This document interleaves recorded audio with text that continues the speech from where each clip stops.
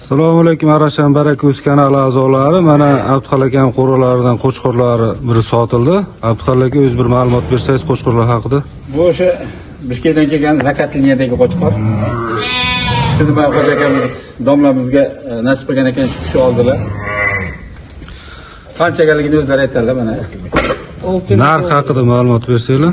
6 dollarga mayli jamoa a'zosi berdik. İki tiş zakat liniyaligi uchun 6000 dollar. Xo'p, xo'ja aka shunda baraka topaymi? Qo'zasida ham baraka toping. Baraka topar. Barakasi. Aziz tomoshabinlar, mana ko'rib turibsizlar, 6000 dollarga zakat qo'chqorimiz sotildi. Qo'zilarni olib qo'ying.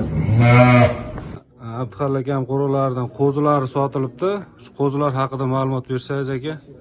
Mana shu qo'zilarni mana ostiga ko'rinib turgan qo'zi bu grafi nevarasi, grafi bolasida. Mana shu oyoqda turgan qo'chqori bolasi mana ko'rsatib qo'yishingiz mumkin mana. Mana shu qo'chqori bolasi, bu grafi bolasi. Buni bolasi bu mana. Grafi nevarasi bo'ladi. U oldida turgan zakatni bolasi u. Zakatli qo'chqori bolasi. Shu ikkita qo'zi qo'chqor 5000 dollarga sotildi. Enalari bilan berib yuboryapman.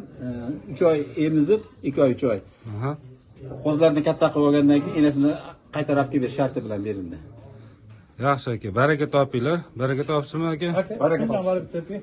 Qo'ydan biz ham baraka toping. Bo'ldi. Mana Ko'rib turibsizlar, mana ikkita qo'zimiz 5000 dollarga sotildi. Graf va zakatni bolalari. Chichakkan to'sib turadi endi. Mana mashinaga chiqib ketyapti hozir. Enalar qaytib keladi. Enalar qaytib keladi. Abduxol aka qayga sotildi? Bu Namangaga. Namanganga sotildi qo'ylarimiz, mana ko'rishingiz mumkin.